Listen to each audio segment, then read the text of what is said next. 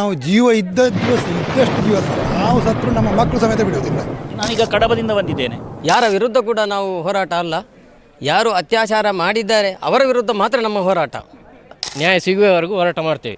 ಅದಕ್ಕೆ ನಮ್ಮ ಪ್ರಾಣಕ್ಕೆ ತೊಂದರೆ ಆದರೂ ನಾವು ಹೋರಾಟ ನಿಲ್ಲಿಸೋದಿಲ್ಲ. ನ್ಯಾಯ ಸಿಗಲೇಬೇಕು. ಆ ಕಾಮಂದನ ಅಂತ್ಯ ಆಗಲೇಬೇಕು. ಸೌಜನ್ಯನ ಯಾರು ರೇಪ್ ಮರ್ಡರ್ ಮಾಡಿದ್ದಾರೆ ಅವರು ಸಾಯಬೇಕು. ಅಲ್ಲಿವರೆಗೆ ನಾವಂತೂ ಹೋರಾಟ ನಿಲ್ಲಿಸಲ್ಲ.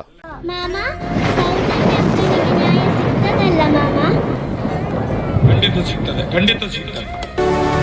ರಾಷ್ಟ್ರೀಯ ಹಿಂದೂ ಜಾಗರಣ ವೇದಿಕೆಯ ಅಧ್ಯಕ್ಷರಾಗಿರ್ತಕ್ಕಂತಹ ಅನಿಲ್ ಅಂತರರವರು ನಮ್ಮ ಜೊತೆಗಿದ್ದಾರೆ. ಇವತ್ತು ರಾಷ್ಟ್ರೀಯ ಹಿಂದೂ ಜಾಗರಣೆಯ ವತಿಯಿಂದ ಸೌಜನ್ಯ ಹೋರಾಟ ಇಷ್ಟರವರೆಗೆ ಅಂತ ಹೇಳಿದ್ರೆ ಒಂದಷ್ಟು ಜನ ಹೇಳ್ತಾ ಇದ್ರು ಮುಚ್ಚೇ ಹೋಗಿದೆ ಅನ್ನುವಂಥ ವಿಚಾರದಲ್ಲಿ. ಸೌಜನ್ಯ ಹೋರಾಟ ಇನ್ನು ನಡೆಯುವುದಿಲ್ಲ, ಅದಕ್ಕೆ ಅಂತ್ಯ ಸಿಕ್ಕಾಗಿದೆ, ಇನ್ನು ಇವರದ್ದು ಏನೂ ಕೂಡ ನಡೆಯುವುದಿಲ್ಲ ಅನ್ನುವಂಥ ವಿಚಾರದಲ್ಲಿ ಒಂದಷ್ಟು ಜನ ಮಾತಾಡಿದರು. ಮತ್ತೆ ರಾಷ್ಟ್ರೀಯ ಹಿಂದೂ ಜಾಗರಣ ವೇದಿಕೆ ಒಂದು ಮೀಟಿಂಗ್ ಅನ್ನು ಕೂಡ ಕರೆದಿದೆ. ಸೌಜನ್ಯ ಹೋರಾಟದ ಮುಂದಿನ ಹೆಜ್ಜೆ ಏನು, ಮತ್ತೆ ಧರ್ಮಸ್ಥಳದ ಹಿಂದೂ ದೇವಸ್ಥಾನದ ಬಗ್ಗೆ ಮುಂದಿನ ಹೆಜ್ಜೆ ಏನು, ಮತ್ತೆ ಅಕ್ರಮ ಬಡ್ಡಿ ದಂಧೆಗೆ ಸಂಬಂಧಪಟ್ಟಾಗೆ ಒಂದಷ್ಟು ಜನ ಬಲಿಯಾಗ್ತಾ ಇದ್ದಾರೆ, ಒಂದಷ್ಟು ಜನ ಹಿಂಸೆಗೆ ಒಳಗಾಗ್ತಾ ಇದ್ದಾರೆ. ಇದ್ರ ಬಗ್ಗೆ ಯಾವ ರೀತಿಯ ಹೋರಾಟ ಮಾಡಬೇಕು ಅನ್ನುವಂತಹ ವಿಚಾರದಲ್ಲಿ ರಾಷ್ಟ್ರೀಯ ಹಿಂದೂ ಜಾಗರಣ ವೇದಿಕೆ ಇವತ್ತೊಂದು ಮೀಟಿಂಗ್ ಅನ್ನು ಕೂಡ ನಡೆಸಿದೆ. ಈ ಮೀಟಿಂಗ್ ಅಲ್ಲಿ ಬರೀ ನಡೆಸಿರುವಂಥದ್ದು ಮೀಟಿಂಗ್, ಆ ಮೀಟಿಂಗಿಗೆ 100-150 ಜನ ಸೇರಿದ್ದಾರೆ ಅಂತ ಹೇಳಿದ್ರೆ ಯೋಚನೆ ಮಾಡಿ ಇನ್ನೂ ಕೂಡ ಅದರ ಕಾವು ಯಾವ ರೀತಿ ಇದೆ ಅಂತ ಹೇಳಿ ಏನು ಹೇಳ್ತೀರಿ ಇದರ ಬಗ್ಗೆ? ಪ್ರಥಮತವಾಗಿ ಸೌಜನ್ಯ ಹೋರಾಟ ಅಂತ್ಯ ಆಗಿದೆ ಅನ್ನುವಂಥದ್ದು ಯಾರು ಪುಕಾರನ್ನು ಎಬ್ಬಿಸ್ತಾರ, ಸೌಜನ್ಯ ಅತ್ಯಾಚಾರ ಕೊಲೆ ಮಾಡಿದಂಥ ವ್ಯಕ್ತಿಗಳು ಮತ್ತು ಅವರನ್ನು ರಕ್ಷಣೆ ಮಾಡಿದಂಥ ವ್ಯಕ್ತಿಗಳ ಅಂತ್ಯ ಯಾವಾಗ ಆಗ್ತದೋ ಆವಾಗನೇ ಈ ಸೌಜನ್ಯ ಪ್ರಕರಣ ಒಂದು ತಾರ್ಕಿಕ ಅಂತ್ಯಕ್ಕೆ ಬರ್ತದೆ. ಹೋರಾಟ ಕಳೆದ 12 ವರ್ಷಗಳಿಂದ ನಾವು ನಿತ್ಯ ನಿರಂತರ ಮಾಡ್ಕೊಂಡು ಬಂದಿದ್ದೇವೆ. ಹೋರಾಟ ಅಂತ ಕೇಳಿದರೆ ಜನಸಾಮಾನ್ಯರ ಹೋರಾಟ, ಇದು ಸತ್ಯದ ಹೋರಾಟ, ನ್ಯಾಯದ ಹೋರಾಟ. ಇಲ್ಲಿ ಸೇರಿರತಕ್ಕಂಥ ಪ್ರತಿಯೊಬ್ಬ ಹೋರಾಟಗಾರನೂ ಕೂಡ ತನ್ನ ದಿನಗೂಲಿ ಕೆಲಸಗಳನ್ನು ಮಾಡಿಕೊಂಡು ಅಥವಾ ಇನ್ನಿತರ ಉದ್ಯೋಗ ವ್ಯಾಪಾರಗಳನ್ನು ಮಾಡ್ಕೊಂಡು ಬಂದಿರುವಂಥ ವ್ಯವಸ್ಥೆ. ಯಾರೂ ಕೂಡ ಈ ಹೋರಾಟಕ್ಕೆ ನಮಗೆ ದೊಡ್ಡ ಮಟ್ಟದ ಹಣ ನೀಡಿ ಅಥವಾ ಈ ಹೋರಾಟ ಮಾಡಿ ಹಿಂದೆ ನಿಂತು ಪ್ರೋತ್ಸಾಹಿಸುವಂಥದ್ದು ಯಾವುದೂ ಇಲ್ಲ. ನಾವು ನಮ್ಮ ಯಾರು ಹೋರಾಟಗಾರರಿದ್ದರೆ ಸ್ವಂತ ಖರ್ಚಿನಿಂದ ಈ ಹೋರಾಟಕ್ಕೆ, ಇದು ನನ್ನ ಮನೆ, ಸೌಜನ್ಯ ಹೆಣ್ಣುಮಗಳು ನನ್ನ ಮನೆಯ ಹೆಣ್ಣುಮಗಳು, ಆಕೆ ನನ್ನ ತಾಯಿ, ಆಕೆ ನನ್ನ ಸಹೋದರಿ ಅನ್ನುವಂಥ ಭಾವನೆಯಿಂದ ಈ ಒಂದು ಹೋರಾಟದಲ್ಲಿ ಭಾಗವಹಿಸ್ತಾ ಇದ್ದಾರೆ.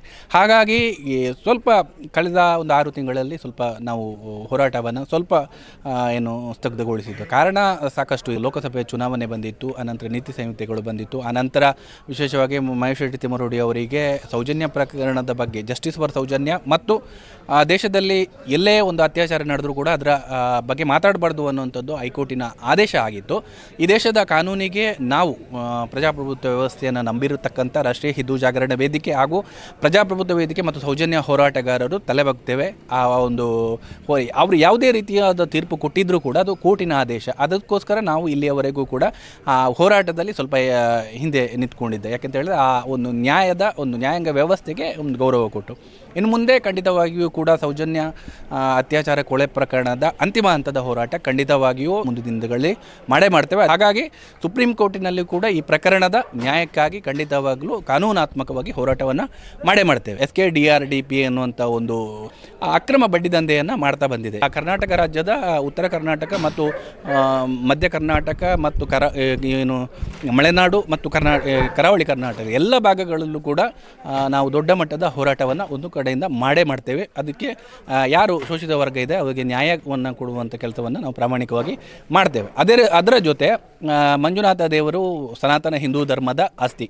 ಮಂಜುನಾಥ ದೇವರು ನಮ್ಮ ಒಂದು ಶಕ್ತಿ ಮತ್ತು ನಮ್ಮ ಧಾರ್ಮಿಕ ನಂಬಿಕೆ ಕೂಡ ಆಗಿದೆ. ಇಲ್ಲಿ ಏನಾಗಿದೆ ಅಂತ ಕೇಳಿದರೆ ಹಿಂದೂಗಳ ದೇವಸ್ಥಾನವನ್ನು, ಹಿಂದೂ ದೇವರನ್ನು ಜೈನ ಧರ್ಮೀಯರು ಅದನ್ನು ಹಿಂದೂ ದೇವಸ್ಥಾನವೇ ಅಲ್ಲ, ಸುಪ್ರೀಂ ಕೋರ್ಟಿಗೆ ಅಫಿಡವಿಟನ್ನು ಕೊಟ್ಟು ಅದು ಜೈನರ ಇನ್ಸ್ಟಿಟ್ಯೂಟ್ ಅಂತನ್ನೋದನ್ನು ಮಾಡಿಸಿಕೊಂಡಿದ್ದಾರೆ. ಅದು ಸಂಪೂರ್ಣವಾಗಿ ಕಾನೂನಿಗೆ ವಿರುದ್ಧವಾದಂಥ ಪ್ರಕ್ರಿಯೆ. ಹಾಗಾಗಿ ಇಲ್ಲಿಯವರೆಗೂ ಕೂಡ ಸರಿಸುಮಾರು 1972ರಲ್ಲಿ ಈ ಒಂದು ಅವರು ತನ್ನ ದೇವಸ್ಥಾನವನ್ನು ಸ್ವಂತದನ್ನು ಆಗಿ ಮಾಡ್ಕೊಂಡಿದ್ದಾರೆ. ಅಲ್ಲಿಂದ ಇಲ್ಲಿಯವರೆಗೂ ಕೂಡ ರಾಜ್ಯದಲ್ಲಿ ಅತಿ ದೊಡ್ಡ ಆದಾಯ ಇರತಕ್ಕಂಥ ಒಂದು ದೇವಸ್ಥಾನ ಅಂತ ಹೇಳಿದರೆ ಅದು ಮಂಜುನಾಥ ದೇವಸ್ಥಾನ. ಹಾಗಾಗಿ ಅಲ್ಲಿ ಬರುವಂಥ ಅಷ್ಟು ಆದಾಯ ಏನಿದೆ ಅದನ್ನು ಅವರು ಸೌಜನ್ಯ ಹೋರಾಟದ ಯಾರು ಹೋರಾಟ ಮಾಡ್ತಾರೆ ಅವರ ವಿರುದ್ಧವಾದಂಥ ಅದನ್ನು ಹತ್ತಿಕ್ಕಿಸುವಂಥ ಕೆಲಸದಲ್ಲಿ ತೊಡಗಿದ್ದಾರೆ. ಮತ್ತು ಇಡೀ ಸರ್ಕಾರವನ್ನು ಮತ್ತು ರಾಜಕೀಯ ವ್ಯವಸ್ಥೆಯನ್ನು ಹಾಗೂ ಪೊಲೀಸ್ ಎಲ್ಲ ಇಲಾಖೆಯನ್ನು ಖರೀದಿ ಮಾಡುವಂಥ ಕೆಲಸವನ್ನು ಮಾಡ್ತಾ ಬಂದಿದ್ದಾರೆ. ಹಾಗಾಗಿ ನಮ್ಮ ಒಂದು ಧಾರ್ಮಿಕ ದತ್ತಿ ಇಲಾಖೆಯ ಅನುಸಾರವಾಗಿ ಸ್ವಂತ ದೇವಸ್ಥಾನ ಆಗಿದ್ದರೆ ಅಲ್ಲಿ ಕಾಣಿಕೆ ಡಬ್ಬಿಯನ್ನು ಇಡುವಂಥದ್ದಿಲ್ಲ ಮತ್ತು ರಶೀದಿಗಳನ್ನು ಮಾಡುವಂಥದ್ದಿಲ್ಲ. ಕೇವಲ ಅಲ್ಲಿ ಬಂದಂಥ ಭಕ್ತರಿಗೆ ಕೈ ಮುಗಿಯುವಂಥದ್ದು ಮತ್ತು ತೀರ್ಥ ಕೊಡುವಂಥ ಕೆಲಸಗಳು ಮಾತ್ರ ಮಾಡಬೇಕು ಅಂತ ಆದೇಶ ಇದೆ. ಅದನ್ನೆಲ್ಲವನ್ನು ಗಾಳಿಗೆ ತೂರಿ ಈ ಒಂದು ಒಟ್ಟು ವ್ಯವಸ್ಥೆಯನ್ನು ಈ ದೇಶದ ಕಾನೂನಿಗೆ ಮತ್ತು ನ್ಯಾಯಾಂಗ ವ್ಯವಸ್ಥೆಗೆ ಮತ್ತು ಸಂವಿಧಾನಕ್ಕೆ ಅಗೌರವವನ್ನು ಕೊಡಿ ಸಡ್ಡು ಹೊಡೆದು ಈ ವೀರೇಂದ್ರ ಹೆಗ್ಗಡೆ ಮತ್ತು ಇಡೀ ಪಟಾಲಮ್ಮು ಇಡೀ ದೇಶದ ಈ ರಾಜ್ಯ ಏನು ಧರ್ಮಸ್ಥಳವನ್ನು ಒಂದು ಕಪಿಮುಷ್ಟಿಯಲ್ಲಿ ಇಟ್ಕೊಂಡಿದ್ದಾರೆ. ಕರ್ನಾಟಕ ರಾಜ್ಯ ಮತ್ತು ದೇಶದ ಕಾನೂನು ಈ ಧರ್ಮಸ್ಥಳಕ್ಕೆ ಅನ್ವಯ ಆಗುವುದಿಲ್ಲ ಅನ್ನುವಂಥದ್ದನ್ನು ಇವರು ಇಡೀ ಇದಕ್ಕೆ ತಿಳಿಸುವಂಥ ಕೆಲಸ ಮಾಡ್ತಾ ಇದ್ದಾರೆ. ಹಾಗಾಗಿ ಸೌಜನ್ಯ ಅನ್ನುವಂಥ ಒಂದು ಶಕ್ತಿ ಕಳೆದ 12 ವರ್ಷದ ಹಿಂದೆ ಬಲಿದಾನ ಆದದ್ದು ಯಾಕೆ ಅಂತ ಹೇಳಿದರೆ ಈ ವೀರೇಂದ್ರ ಹೆಗ್ಗಡೆ ಮತ್ತು ಅವರ ಇಡೀ ಪಟಲಂ ಮಾಡಿರತಕ್ಕಂಥ ಪೂರ್ತಿ ಅನ್ಯಾಯ ಅನಾಚಾರ ಅಕ್ರಮಗಳಿಗೆ ಅಂತಿಮ ತೆರೆಯನ್ನು ಹಾಕುವಂಥ ನಿಟ್ಟಿನಲ್ಲಿ ಸೌಜನ್ಯ ಅನ್ನುವಂಥ ಒಂದು ಅಮಾಯಕ ಹೆಣ್ಣು ಮಗು ಬಲಿದಾನ ಆಗಿದೆ. ಆ ಬಲಿದಾನದ ನಂತರ ನಿತ್ಯ ನಿರಂತರವಾಗಿ ಹೋರಾಟ ಮಾಡ್ತಾ ರಾಜ್ಯವ್ಯಾಪಿ ಮತ್ತು ದೇಶವ್ಯಾಪಿಯಾಗಿ ಒಂದು ನ್ಯಾಯಕ್ಕಾಗಿ ಆಗ್ರಹ ಮಾಡುವಂಥ ಕೆಲಸವನ್ನು ಪ್ರಾಮಾಣಿಕವಾಗಿ ಜನಸಾಮಾನ್ಯರು ಮಾಡ್ತಾ ಇದ್ದೇವೆ.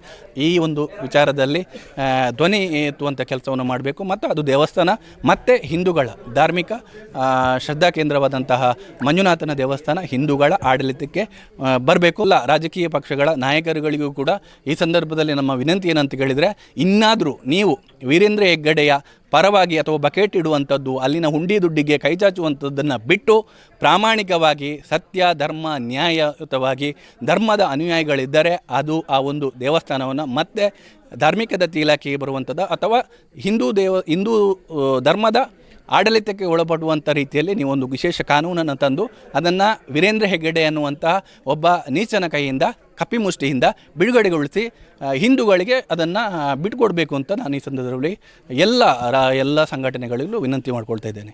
ನಾವು ಜೀವ ಇದ್ದಷ್ಟು ದಿವಸ ನಾವು ಸತ್ರು ನಮ್ಮ ಮಕ್ಕಳು ಸಮೇತ ಬಿಡುವುದಿಲ್ಲ.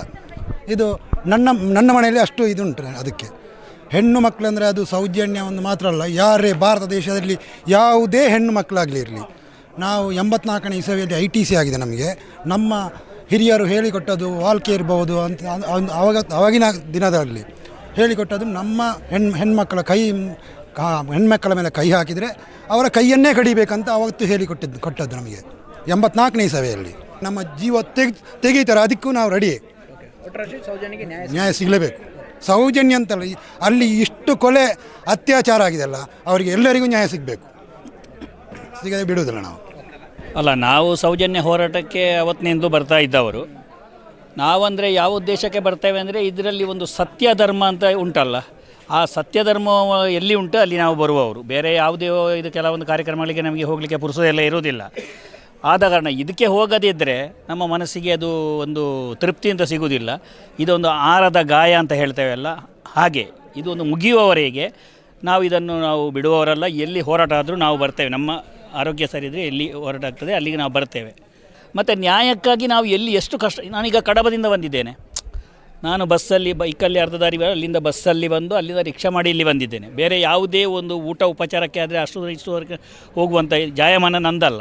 ಆದರೆ ಈ ಸತ್ಯ ಅಂತ ಉಂಟಲ್ಲ, ಸತ್ಯ ಧರ್ಮ ಅಂತ, ಅದು ಎಲ್ಲಿಯೂ ಅದಕ್ಕೆ ಒಂದು ಹಾನಿ ಆಗಬಾರ್ದು, ಅದಕ್ಕೆ ಧಕ್ಕೆ ಆಗಬಾರ್ದು, ಅದು ನಮ್ಮಿಂದ ಉಳಿಬೇಕು. ಅದಕ್ಕಾಗಿ ನಾವು ಈ ಹೋರಾಟಕ್ಕೆ ಎಲ್ಲಿ ಬೇಕಾದರೂ ಬರಲಿಕ್ಕೂ ಸಿದ್ಧ. ಸೌಜನ್ಯನಿಗೆ ನ್ಯಾಯ ಸಿಗುವ ತನಕ ನಾವು ನಿರಂತರವಾಗಿ ಹೋರಾಟ ಮಾಡ್ತಾನೆ ಇರ್ತೇವೆ, ಅದು ಖಂಡಿತ. ಸೌಜನ್ಯ ಹೋರಾಟ ಎಲ್ಲಿವರೆಗೂ ಅಂದರೆ ನ್ಯಾಯ ಸಿಗುವವರೆಗೂ ಕೂಡ ನಾವು ಸೌಜನ್ಯ ಹೋರಾಟದಲ್ಲಿ ಪಾಲ್ಗೊಳ್ತೇವೆ. ಯಾರ ವಿರುದ್ಧ ಕೂಡ ನಾವು ಹೋರಾಟ ಅಲ್ಲ, ಯಾರು ಅತ್ಯಾಚಾರ ಮಾಡಿದ್ದಾರೆ ಅವರ ವಿರುದ್ಧ ಮಾತ್ರ ನಮ್ಮ ಹೋರಾಟ. ಸೌಜನ್ಯ ಸತ್ತು ಅತ್ಯಾಚಾರವಾಗಿ ಹತ್ಯೆಯಾಗಿ 12 ವರ್ಷ ಆದರೂ ಇನ್ನೂ ನ್ಯಾಯ ಸಿಗಲಿಲ್ಲ. ಈ ರಾಜಕೀಯ ವ್ಯಕ್ತಿಗಳು ಇವರನ್ನು ವೋಟು ಮಾಡಿ ಜನಪ್ರತಿನಿಧಿಯಾಗಿ ಎಣಿಸಿದವರು ಈ ಕೆಲಸ ಮೊದಲು ಮಾಡಬೇಕಿತ್ತು. ಅತ್ಯಾಚಾರ ಮಾಡಿದವರು ಯಾರು ಒಂದು ತನಿಖೆ ಮಾಡಿಸಿ. ಮೈಶೆಟ್ಟಿ ತಿಮ್ರೋಡಿ ಅವರು 12 ವರ್ಷದಿಂದ ಹೋರಾಟ ಮಾಡ್ತಿದ್ದಾರೆ. ಪ್ರತಿಯೊಬ್ಬರು ಇದ್ದರು ಈ ಹೋರಾಟದಲ್ಲಿ ಸತ್ಯದ ಪರ. ಮನೆಯಲ್ಲಿ ಒಂದು ಹೆಣ್ಮಕ್ಳಿದ್ದಾರಾ, ಒಂದು ತಾಯಿಯ ಬೆಲೆ ಗೊತ್ತಿದ್ದವರು ಈ ಹೋರಾಟಕ್ಕೆ ಸತ್ಯವಾಗಿ ಬರಲೇಬೇಕು. ಹಾಗೆ ಮೈಶೆಟ್ಟಿ ಶೆಟ್ಟಿ ನೇತೃತ್ವ ತಿಮ್ರೋಡಿ ನೇತೃತ್ವದಲ್ಲಿ ನಾವೆಲ್ಲ ಹೋರಾಟ ಮಾಡ್ತೀವಿ. ಇನ್ನೂ ಸಹ ನ್ಯಾಯ ಸಿಗುವವರೆಗೂ ಹೋರಾಟ ಮಾಡ್ತೀವಿ. ಅದಕ್ಕೆ ನಮ್ಮ ಪ್ರಾಣಕ್ಕೆ ತೊಂದರೆ ಆದರೂ ನಾವು ಹೋರಾಟ ನಿಲ್ಲಿಸೋದಿಲ್ಲ. ನ್ಯಾಯ ಸಿಗಲೇಬೇಕು. ಆ ಕಾಮಂದನ ಅಂತ್ಯ ಆಗಲೇಬೇಕು. ಉಗ್ರಗಾಮಿಗಳು ಈ ಸೌಜನ್ಯ ಹಂತಕರು, ಅವನು ರಕ್ಷಣೆ ಮಾಡಿದ ಕಾಮಂದ ದೊಡ್ಡ ಉಗ್ರಗಾಮಿ, ಅವನ ಅಂತ್ಯ ಆಗುವವರು ನಾವು ಈ ಹೋರಾಟ ನಿಲ್ಲಿಸೋದಿಲ್ಲ. ನಮ್ಮ ಜೀವ ಹೋದರೂ ತೊಂದರೆ ಇಲ್ಲ. ಸೌಜನ್ಯನ ಯಾರು ಮರ್ಡರ್ ಮಾಡಿದ್ದಾರೆ ಅವರು ಸಾಯಬೇಕು. ಅಲ್ಲಿವರೆಗೆ ನಾವಂತೂ ಹೋರಾಟ ನಿಲ್ಲಿಸಲ್ಲ.